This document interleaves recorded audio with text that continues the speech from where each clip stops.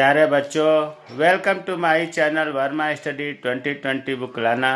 मैं UP board के class 12th के छात्र छात्राओं के लिए इकोनॉमिक सब्जेक्ट को हिंदी माध्यम से मैं फुल कोर्स कराऊंगा। यदि आप फुल कोर्स करना चाहते हैं तो मेरे चैनल को सब्सक्राइब कीजिए और बेल आइकन को प्रेस करना ना भूलें, ताकि जो भी वीडियो मैं अपलोड करूं उसका नोटिफिकेशन आपको सबसे पहले मिल सके। प्यारे बच्चों, माइक्रो इकोनॉमिक्स समाप्त हो चुका है। माइक्रो इकोनॉमिक्स में चैप्टर तीसरा चल रहा है, उस मुद्रा और बैंकिंग। उसमें पार्ट 11 अर्थात 10 वीडियो पहले डाला जा चुका है। अगर आप उसे नहीं देखे हैं तो आई बटन को क्लिक करके देख लें। आज हम लोग पढ़ेंगे कि शाख क्या है, शाख सृजन या शाख निर्माण की प्रक्रिया क्या है, बहुत ही महत्वपूर्ण है। तो सबसे पहले हम देखते हैं शाख, जिसको अंग्रेजी में कहते हैं क्रेडिट। क्रेडिट क्या है? प्यारे बच्चों, क्रेडिट जो है लैटिन भाषा के क्रेडो से बना है। क्रेडो से बना है जिसका अर्थ होता है विश्वास। और क्रेडिट का अन्य अर्थ भी है ऋण, उधार, बैंक के खाते में जमा रहा। जैसे बैंक के खाते में जमा करते हैं ना, तो बैंक वाले कह देते हैं कि क्रेडिट हो गया, तो बैंक के खाते में जमा राशि, बैंक द्वारा अगर उधार दी गई राशि है, भरोसा करना, ये क्रेडिट के अर्थ हैं। आधुनिक जो बैंक है इस समय कमर्शियल जो बैंक हैं, इनका मुद्रा में लेन देन ही केवल कार्य नहीं है, बल्कि क्रेडिट क्रिएशन, जिसको हम मनी क्रिएशन भी कहते हैं, ये भी कार्य करते हैं। प्यारे बच्चों, बैंक में जितनी पूंजी जमा है उससे कई गुना अधिक ये शाख का निर्माण कर लेते हैं। जान करके आश्चर्य होगा आपको कि बैंक में जितनी पूंजी है, मान लीजिए कि 100 का 1000, 1000 का 10,000 बना लेना, शाख निर्माण या शाख सृजन, क्रेडिट क्रिएशन कहलाता है। अब इसमें प्रश्न कैसे पूछा जा सकता है एग्जाम में पूछा जाता है कि कमर्शियल बैंक या व्यापारिक बैंकों द्वारा शाख निर्माण कैसे होता है। प्यारे बच्चों, कमर्शियल बैंक द्वारा शाख निर्माण की प्रक्रिया बहुत महत्वपूर्ण है। तो इसको समझने से पहले कुछ हम फंडामेंटल चीज़ें देखते हैं। देखिए, व्यापारिक बैंकों द्वारा शाख निर्माण जो होता है या शाख निर्माण करने की जो क्षमता है, कैपेसिटी है, वो दो बातों पर निर्भर है। हमें दो बातों को जानना जरूरी है।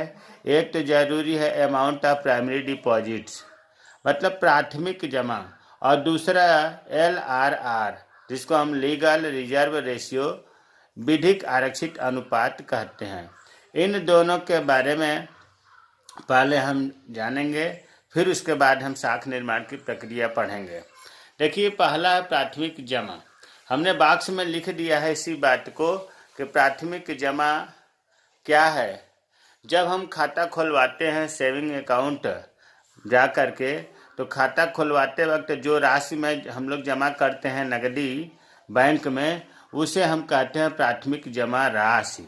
यहाँ ये ध्यान देना है कि खाता खुलवाने वाली राशि जो फर्स्ट बार स्टार्टिंग में अकाउंट ओपनिंग के टाइम पर जो हम अमाउंट देते हैं, 500 रुपये से खुलवाएं, 1000 रुपये से खुलवाएं, जितने से भी खुलवाएं, वो प्राथमिक जमा राशि कहलाती है।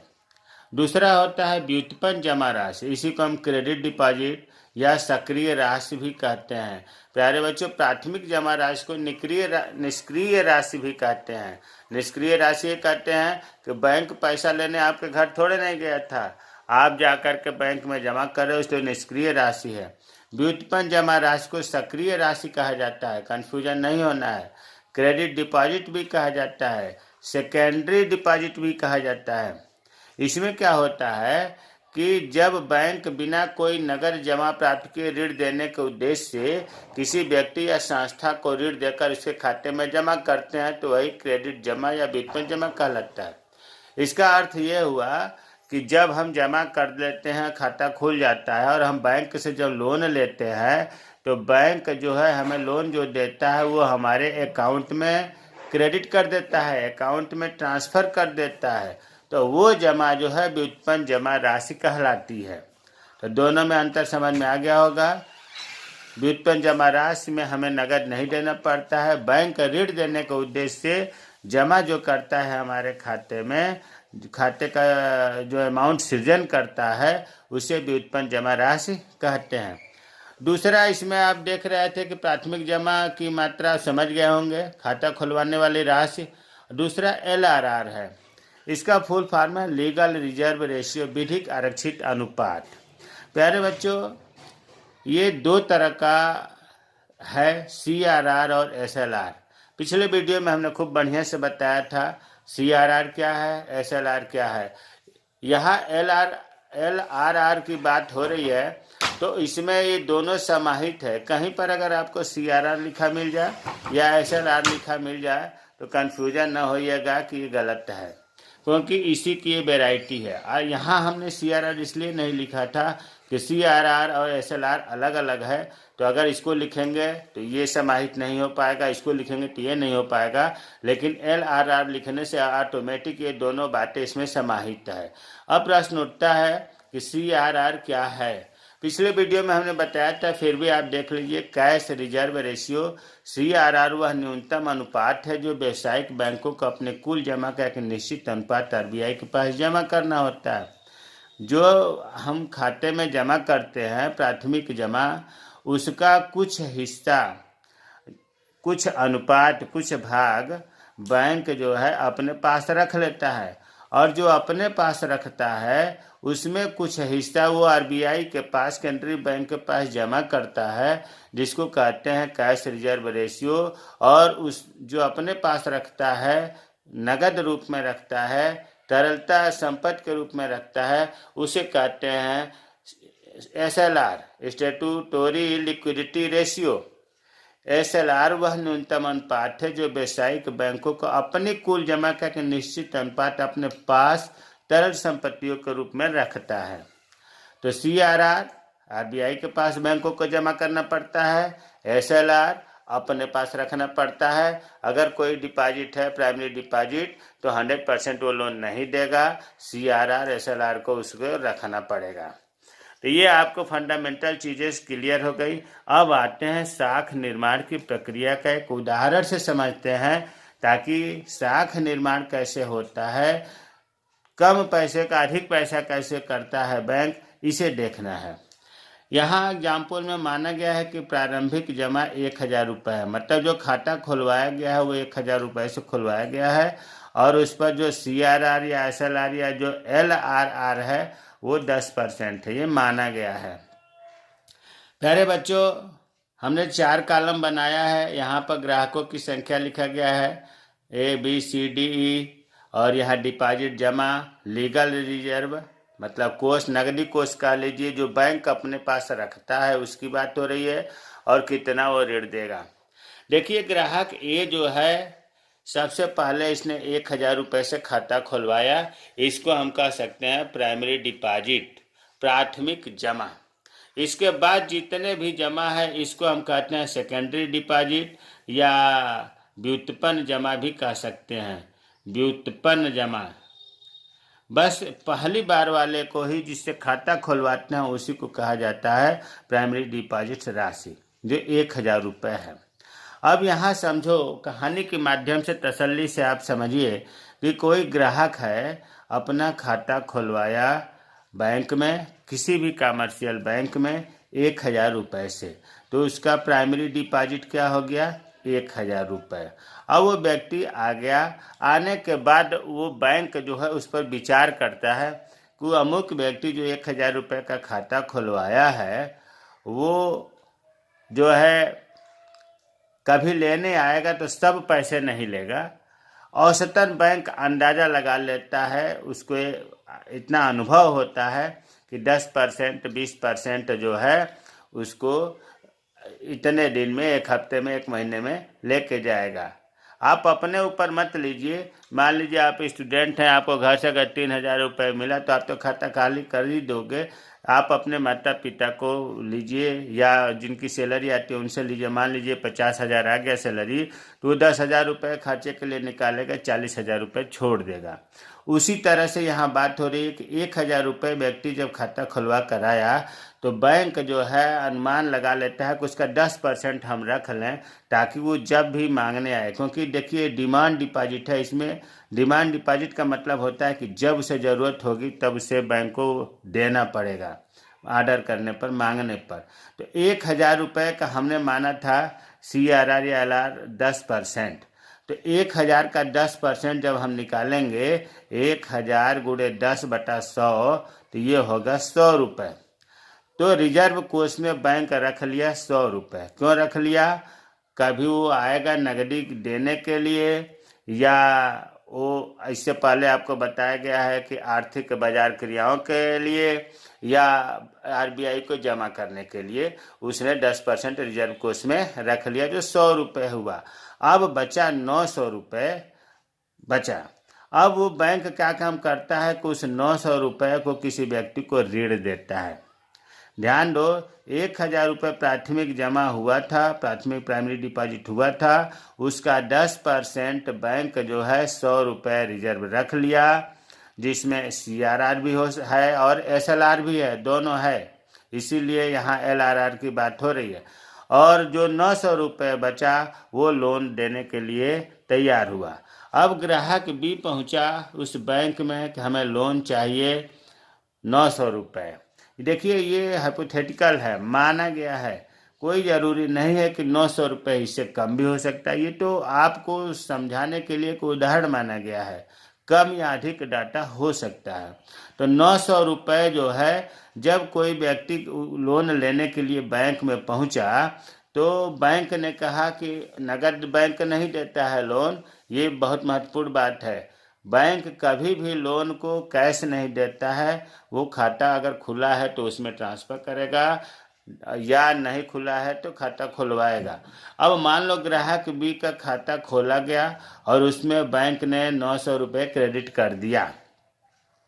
अब 900 रुपये जब क्रेडिट कर दिया तो फिर अब बैंक की जमा राशि ग्राहक बी के द्वारा 900 रुपये हो गया। इसका 10%, 900 का 10% मतलब 900 गुणे 10/100 जब हल करेंगे तो 90 आएगा। इसका 10%, कहाँ से 10% आया? क्योंकि LRR 10% माना गया है। तो 900 का 10% 90 रुपया बैंक रख लेगा अपने रिजर्व में, और 90 निकालने के बाद जो 810 रुपये बचा वो लोन देने के लिए रख लेगा बैंक। अब प्यारे बच्चों, जब ग्राहक C आएगा, तीसरा आएगा, तो यही 800 रुपये ग्राहक C के खाते में जमा होगा, 810 रुपये, जिसको व्युत्पन्न जमा भी कहते हैं। अब इस 810 रुपये का फिर 10% मतलब 81 रुपये रखेगा बैंक, कमर्शियल बैंक अपने पास, और 810 में से जब 81 रुपये रखेगा तो 929 रुपये बचेगा, जो ऋण देने के लिए बैंक रख लेगा। इसी प्रकार से वो ऋण देता जाता है और डिपॉजिट में, मतलब जो लेने आते हैं ऋण, उनके खाते में जमा करता है। जिस प्रकार से C तक आपने देखा, उसी तरह से D का, E का, आगे तब तक वो ऋण देता जाएगा जब तक ये लोन की अमाउंट राशि 0 ना हो जाए। 0 बांटते बांटते जब तक 0 ना हो जाए तब तक जो है लोन देता रहता है, 10% रिजर्व रखते हुए। लास्ट में जब आप देखेंगे कि जो ये डिपॉजिट हुआ था, इन सब को अगर हम जोड़ेंगे तो 10% के हिसाब से 10,000 रुपये हुआ। भाई 1,000 रुपये तो प्राथमिक डिपॉजिट था, फिर 900 रुपये, फिर 810 रुपये, इस तरह से सभी को जब हम जोड़ेंगे तो 10,000 होगा।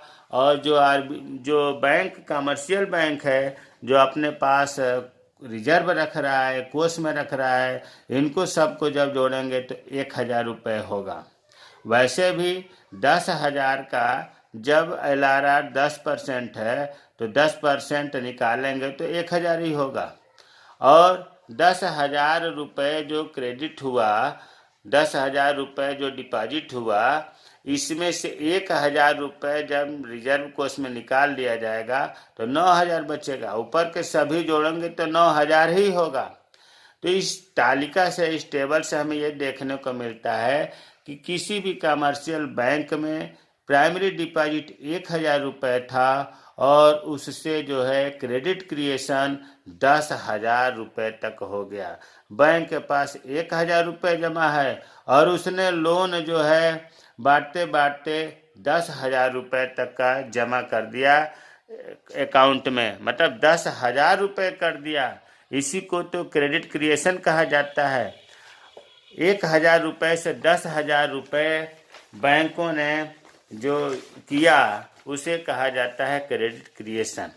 अब देखिए, अगर पूछा जाए कि जो आपका डिपॉजिट हुआ है, प्राथमिक जमा और व्युत्पन्न जमा, उसको अगर हम कुल निकालना चाहें, कुल डिमांड डिपॉजिट कितना हुआ या ये कहिए कि कुल साख निर्माण कितना हुआ, तो उसके लिए एक सूत्र है 1/LRR। LRR के जगह पर CRR भी लिख सकते हैं या रिजर्व रेशियो लिख सकते हैं, गुणे प्राथमिक जमा।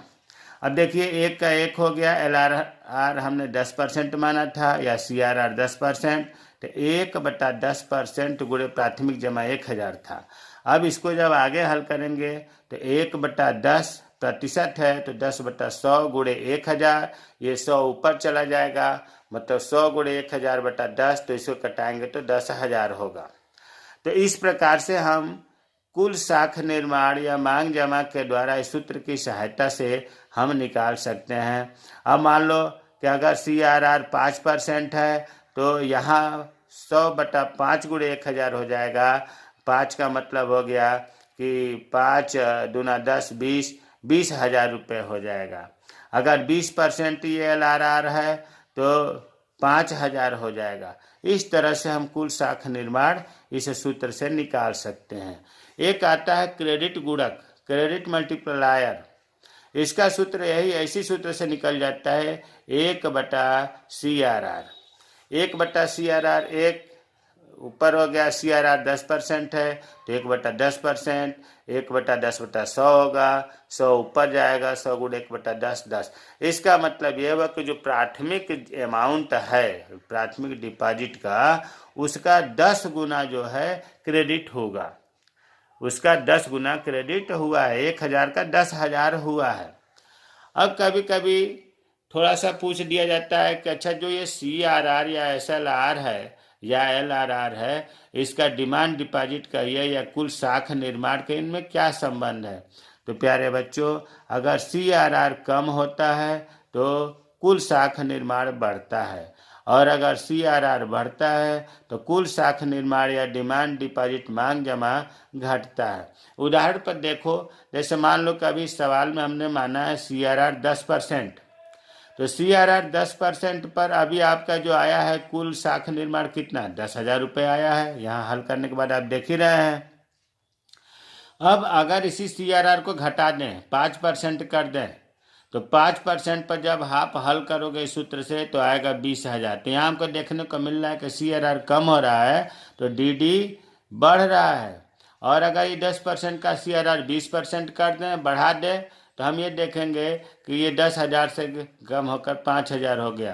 तो हम कह सकते हैं कि CRR कम होता है तो कुल साख निर्माण में वृद्धि होती है, और CRR में वृद्धि होती है तो कुल साख निर्माण में कमी होती है।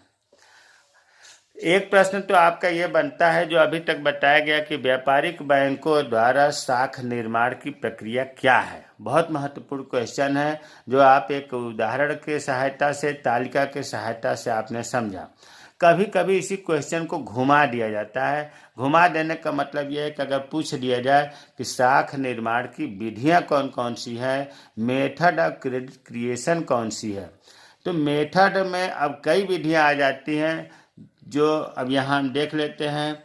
अगर पूछा जाता है साख निर्माण की विधियां, तो 4 विधियां हैं। इसमें पहला है कागजी मुद्रा का निर्गमन, मतलब बैंक नोट का इशू होना, जारी होना। आपको पता है कि वर्तमान समय में केवल RBI को ही, जिसको केंद्रीय बैंक कहते हैं, उसी को मुद्रा निर्गमन करने का अधिकार है। पहले क्या होता था, 1957 से पहले 100% जितना नोट जारी होता था 100% उसके बदले में धातु रखना पड़ता था, कोष में रखना पड़ता था, जैसे सोना रखना पड़ता था। लेकिन 1957 के बाद धातु कोष 100% रखना अनिवार्य नहीं है। इसमें अब 200 करोड़ का रखा जाता है, जिसमें 115 करोड़ का सोना और 85 करोड़ का प्रतिभूति मतलब विदेशी प्रतिभूतियां रखा जाता है। पहले जरूरी था जितना नोट छापा जाएगा उतने नोट का सोना रखना, लेकिन 1957 के बाद ये बाध्यता खत्म हो गई। और जब ये बाध्यता खत्म हो गई, केवल 200 जो है करोड़ रुपए का मतलब रखना है। तो अब इससे फायदा क्या होता है? इससे ये फायदा होता है कि रिजर्व बैंक के द्वारा या केंद्रीय बैंक के द्वारा साख का निर्माण होता है मुद्रा के निर्गमन से, क्योंकि 100% रखना नहीं है। देखिए, क्रेडिट निर्माण का मतलब ही हुआ कि ऐसी टेक्निक, ऐसे उपाय जिससे मुद्रा की मतलब मात्रा बढ़ जाए, क्रेडिट हो जाए। आपने देखा उदाहरण में कि 1000 से कैसे बैंक 10,000 तक कर लिए क्रेडिट निर्माण। उसी तरह से जब आरबीआई नोट को छापता है तो नोट के पीछे जब धातु नहीं रखना है तो निश्चित रूप से मुद्रा के निर्गमन से साख का निर्माण होगा। दूसरा है जमा राशियों द्वारा। अभी आपने जो पढ़ा है ऊपर वही विधि है। आधुनिक समय में बैंक अपने पास 2 प्रकार की जमा राशियां प्रयोग करते हैं। एक तो प्राथमिक जमा राशियां, जो बताया गया कि खाता खुलवाते वक्त जो अमाउंट जमा करते हैं नगद रूप से, और दूसरा व्युत्पन्न जमा राशियां, अर्थात बिना नगद जमा किए बैंक ऋण देने के उद्देश्य से जो हमारे खाते में डालते हैं, वो व्युत्पन्न जमा राशियां हुआ। ये प्राथमिक जमा राशियां और व्युत्पन्न जमा राशियां के आधार पर ही साख का सृजन होता है, जो हमने ऊपर उदाहरण से पढ़ा है।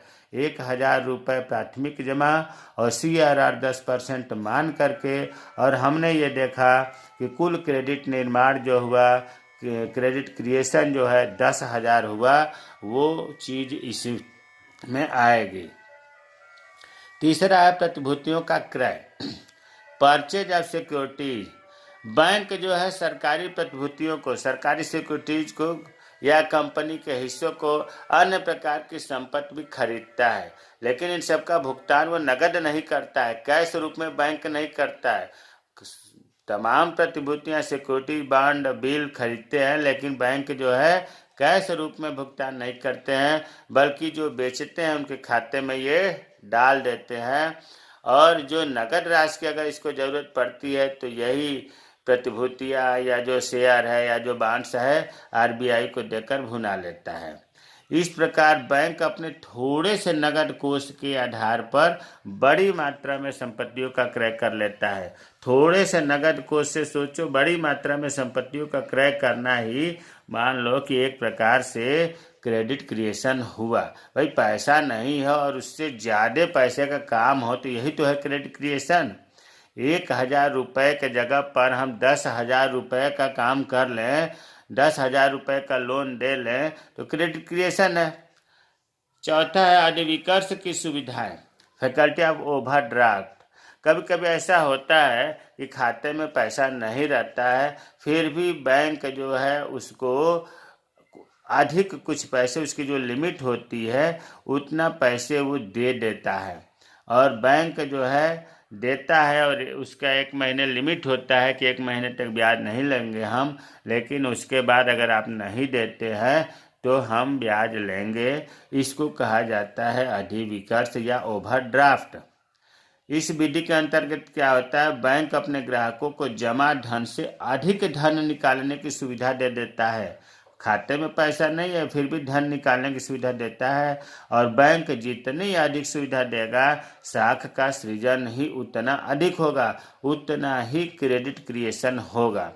प्यारे बच्चों, हमें उम्मीद है कि आज का वीडियो समझ में आया होगा कि कमर्शियल बैंकों के द्वारा क्रेडिट क्रिएशन, जिसको हम मनी क्रिएशन भी कहते हैं, किस प्रकार होता है, या साख निर्माण की जो 4 विधियां हैं, कागजी मुद्रा का निर्गमन द्वारा, जमा राशियों द्वारा, प्रतिभूतियों का क्रय द्वारा, अधिविकर्ष की सुविधाओं द्वारा समझ में आया होगा।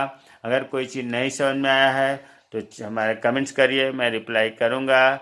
मेरे चैनल को सब्सक्राइब कीजिए। आज ये पाठ आपका जो मुद्रा और बैंकिंग है समष्टि अर्थशास्त्र का समाप्त हो गया।